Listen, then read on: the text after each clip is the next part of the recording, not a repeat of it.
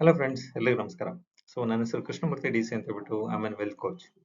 Wealth coach ಅಂದ್ರೆ ಏನೆಲ್ಲ ಮಾಡ್ತಾರೆ ಅಥವಾ ಯಾವ್ದ್ರ ಬಗ್ಗೆ ಮಾಹಿತಿ ಕೊಡ್ತಾರೆ ಅಂತ ಹೇಳೋದಾದ್ರೆ, ನಿಮ್ಮ ಅರ್ನಿಂಗ್ಸ್ ಮತ್ತೆ ಎಕ್ಸ್ಪೆಂಡಿಚರ್ ಹೇಗೆ ಟ್ರ್ಯಾಕ್ ಮಾಡಬೇಕು, ಮತ್ತೆ ನೆಟ್ ಅಸೆಟ್ ವ್ಯಾಲ್ಯೂ ಹೇಗೆ ಇನ್ಕ್ರೀಸ್ ಮಾಡ್ಕೊಳ್ಬೇಕು, ಜೊತೆಗೆ ಎಲ್ಲಿ ಇನ್ವೆಸ್ಟ್ಮೆಂಟ್ ಮಾಡಬೇಕು, ಜೊತೆಗೆ ನಿಮ್ಮ ಡೆಟ್ ಫ್ರೀ ನಿಮ್ಮ ಲೋನ್ಸ್ ಇದ್ರೆ ಲೋನ್ ನ ಯಾವ ತರ ಟ್ರ್ಯಾಕ್ ಮಾಡಬೇಕು, ಜೊತೆಗೆ ಹೇಗೆ ಕ್ಲೋಸ್ ಮಾಡಬೇಕು ಅನ್ನೋದ್ರ ಬಗ್ಗೆ ಮಾಹಿತಿ ಕೊಡ್ತೀನಿ ಫ್ರೀ ಆಗಿ. ಒಂದ್ ವೇಳೆ ನಿಮಗೆ ಆಸಕ್ತಿ ಇದ್ರೆ ನೀವು ನನಗೆ ಮೆಸೇಜ್ ಮಾಡಿ, ಚಾಟ್ ಮಾಡಿ.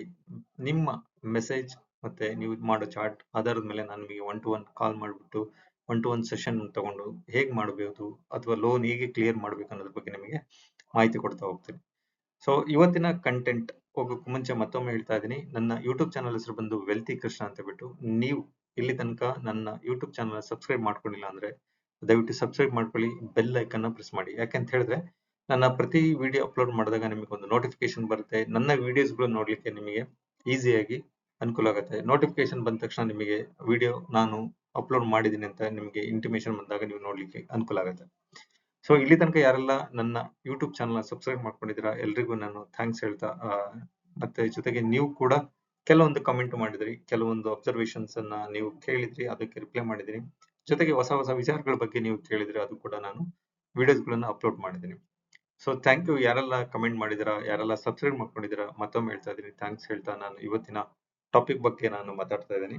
ಇವತ್ತಿನ ಕಂಟೆಂಟ್ ಬಂದು ಹೈ ಹೀಲ್ಡಿಂಗ್ ಸೇವಿಂಗ್ಸ್ ಅಥವಾ ಹೈ ರೇಟ್ ಆಫ್ ಇಂಟ್ರೆಸ್ಟ್ ಅಥವಾ ಮನಿ ಮಾರ್ಕೆಟ್ ಫಂಡ್ ಬಗ್ಗೆ ಇವತ್ತು ಮಾತಾಡ್ತಾ ಇದ್ದೀನಿ. ಮೊದಲನೇದು, A high healed savings is a savings account offers significantly higher interest rate than a standard or traditional savings account, allowing money to grow faster over a time period. Fast ಆಗಿ ಹಣ ಗಳಿಸ್ಬೇಕು ಅಥವಾ ಹಣ ನನ್ನ ಗ್ರೋತ್ ಆಗ್ಬೇಕು, ಹೆಚ್ಚು ಆಗ್ಬೇಕು ಅನ್ನೋದಾದ್ರೆ ಮೊದಲನೇದು ಹೈ ರೇಟ್ ಆಫ್ ಇಂಟ್ರೆಸ್ಟ್ ಎಲ್ಲಿ ಸಿಗುತ್ತೆ ನೋಡಿ. ಅಲ್ಲಿಗೆ ನಿಮ್ಮ ಹಣನ ಇನ್ವೆಸ್ಟ್ಮೆಂಟ್ ಮಾಡುವಂಥದ್ದು.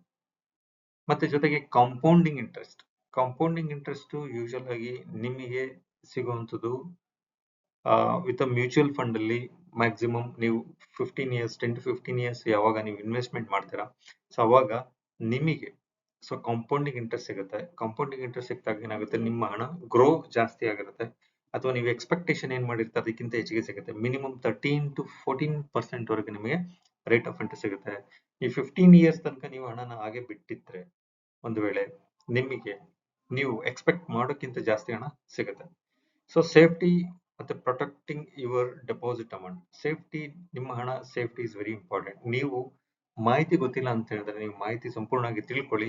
ಎಲ್ಲಿ ಇನ್ವೆಸ್ಟ್ಮೆಂಟ್ ಮಾಡಬೇಕು, ಎಷ್ಟು ಹಣ ನಮಗೆ ರಿಟರ್ನ್ ಬರುತ್ತೆ, ಅಥವಾ ನಾವು ಹಾಕಿದ ಹಣ ವಾಪಸ್ ಬರುತ್ತಾ ಅಥವಾ ವಾಪಸ್ ಬರಲ್ವಾ, ಈ ಎಲ್ಲ ಮಾಹಿತಿ ತಿಳ್ಕೊಂಡು ನೀವು ನಿಮ್ಮ ಹಣ ಸೇಫ್ಟಿಯಾಗಿ ಇನ್ವೆಸ್ಟ್ಮೆಂಟ್ ಮಾಡೋದು ಆಗಿರುತ್ತೆ. ಯಾಕೆಂತ ಹೇಳಿದ್ರೆ ನಿಮ್ಮ ಹಣಕ್ಕೆ ನೀವೇ ಜವಾಬ್ದಾರಾಗಿರ್ತೀರ.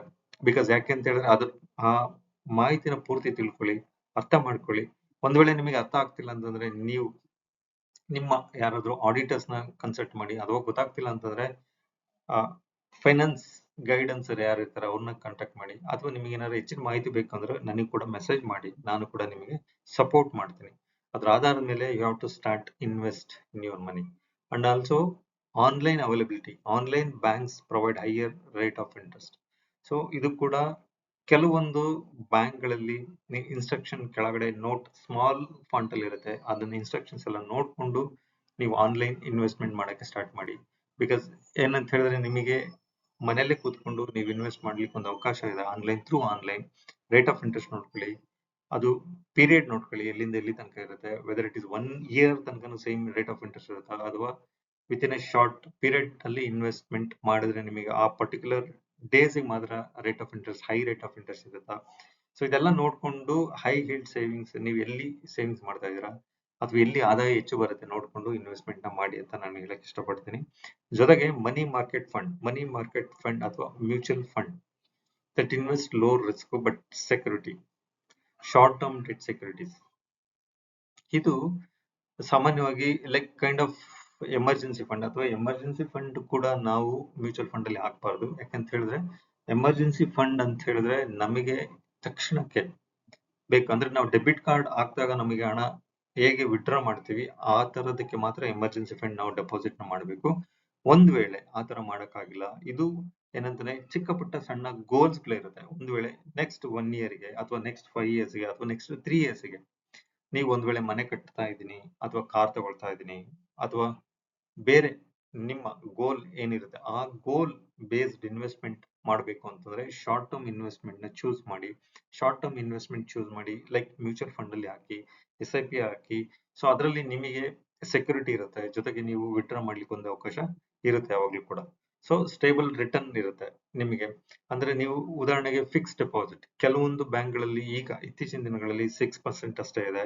ಕೆಲವೊಂದು ನಿಮಗೆ ನೀವೇನಾದ್ರೂ ಕೋಆಪರೇಟಿವ್ ಬ್ಯಾಂಕ್ಗಳಲ್ಲಿ ಇದ್ದು ಅಥವಾ ನೀವು ಅಧ್ಯಕ್ಷರಾಗಿದ್ದು ಅಥವಾ ಸೆಕ್ರೆಟರಿ ಮೆಂಬರ್ ಏನೋ ಆಗಿದ್ದು ನಿಮಗೆ ಕಾನ್ಫಿಡೆಂಟ್ ಇದ್ದು ಅಥವಾ ನಂಬಿಕೆ ತುಂಬಾ ಇದ್ರೆ ಅಲ್ಲಿ ಇನ್ವೆಸ್ಟ್ಮೆಂಟ್ ಮಾಡಿ. ನಿಮಗೆ ಹತ್ತತ್ರ 10% ಅಷ್ಟು ರೇಟ್ ಆಫ್ ಇಂಟ್ರೆಸ್ಟ್ ಕೊಡ್ತಾರೆ.